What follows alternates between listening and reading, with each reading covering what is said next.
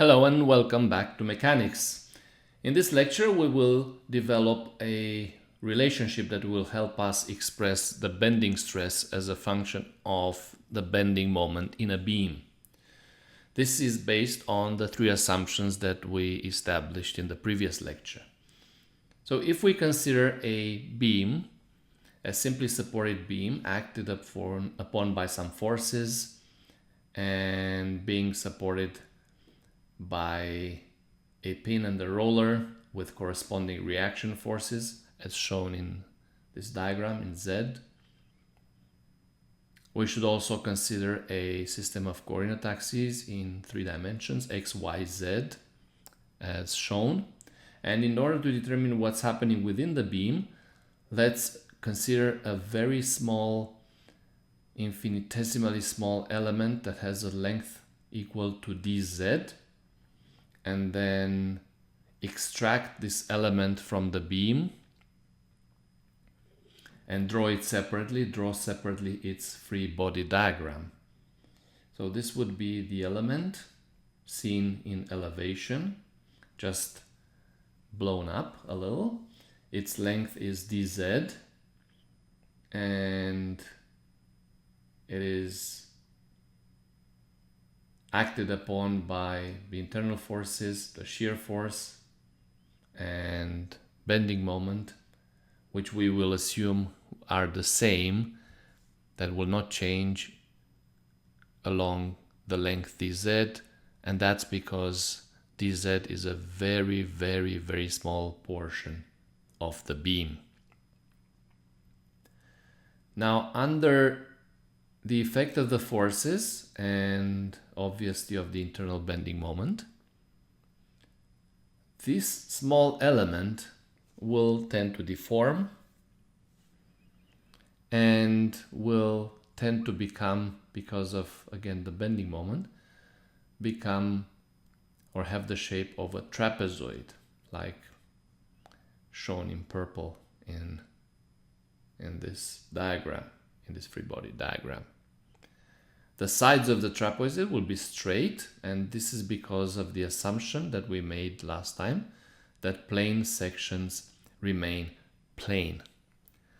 Now, to simplify things a little further, we can assume that the left edge of the deformed shape of the element remains vertical, and the right one is inclined, twice as inclined as before. So our deformed element would look like so. And therefore, in this diagram, we can determine the elongation of the element at a certain distance from the axis Z as equal to the strain at distance y from the z-axis times the original length, which was dz. So now, because the elongation dl equals to the strain at a y distance from the z-axis times dz,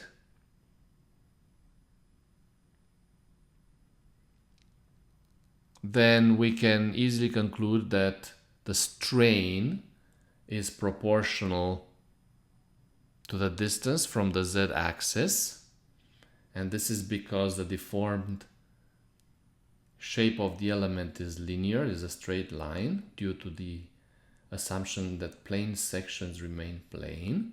And also we can assume that the stress is proportional to the strain because of the other assumption that we made, that was that the material is linear elastic.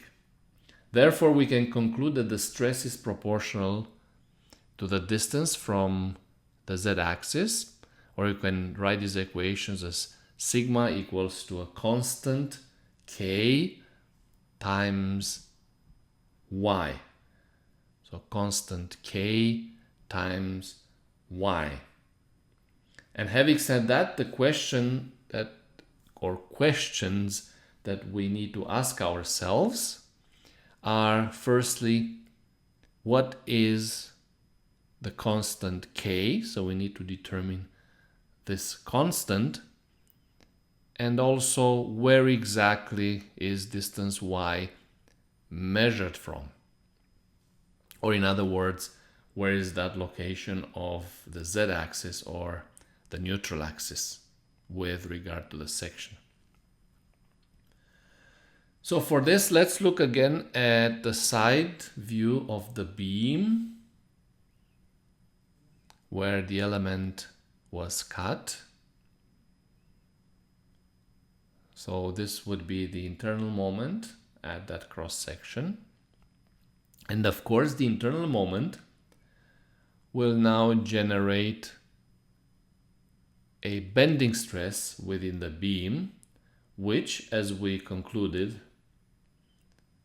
has a linear variation, varies linearly with the distance from the z-axis. So it will look like so, where the magnitude of the stress at a given distance from the z-axis equals to k times y.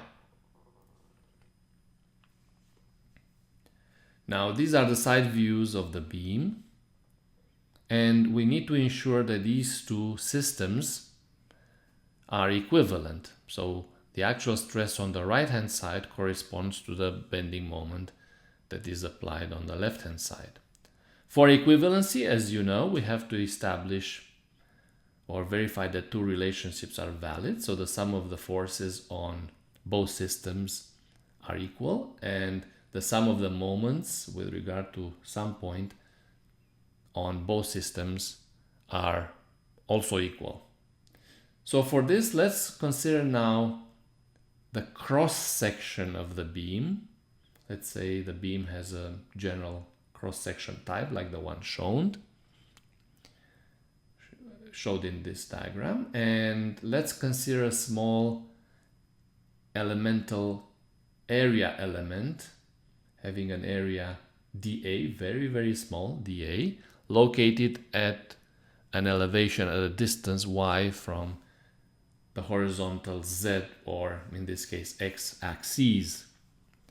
So in order to establish the first relationship, we can say that dF, the force corresponding to the element dA, equals to sigma dA, or ky times dA. If we integrate these expressions, we obtain that the total force on the cross section equals to integral over the area of y dA, and the total force on the cross section must be zero because there is no net axial force on the cross section. We are in a pure bending case.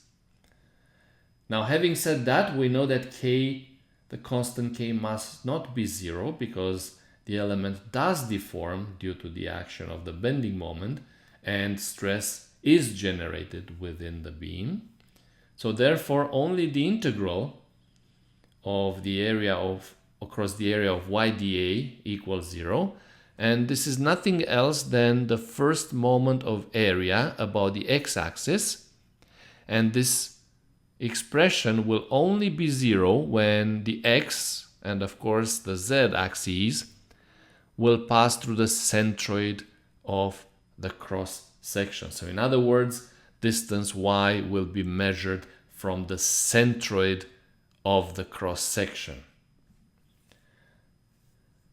So now that we know that, we will write the second expression and sum the moments about the x-axis.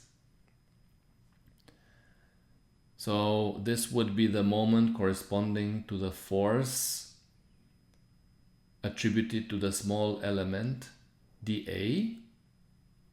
And now if we integrate this expression, we will obtain the expression of mx, the moment about the x-axis. So if we use the right-hand rule, this would be a moment vector that runs along the x-axis. So this will be equal to k times ix, and therefore the constant k is equal to mx divided by ix. Now, knowing that sigma equals to k times y, we can now substitute k into this expression and obtain an expression for the stress as equal to mx divided by ix times y, the distance from the centroidal axis to the point where we calculate the magnitude of the stress.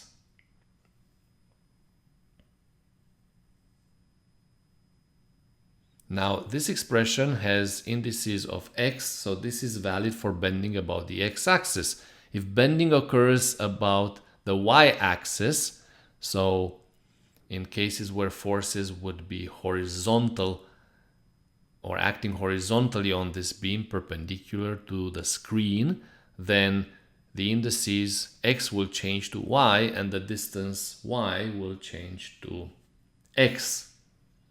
So it all depends on the axis of bending. Again, the formula as is written now is for bending about the x-axis. So the axis of bending will always be perpendicular to the direction of the forces that act on the beam. That's an easy way to remember. Now, what we're actually more interested in is to find out the maximum stress which occurs at the extreme fibers of the beam, either top or bottom if the section is symmetric, or different if the section is not symmetric. So in this case, sigma max will be equal to mx divided by ix times y max, where y max is the maximum distance from the centroidal axis to the extreme fiber of the beam. But we're also interested in the maximum stress that ever occurs along the beam. So that would happen at that location of the beam where the bending moment is maximum.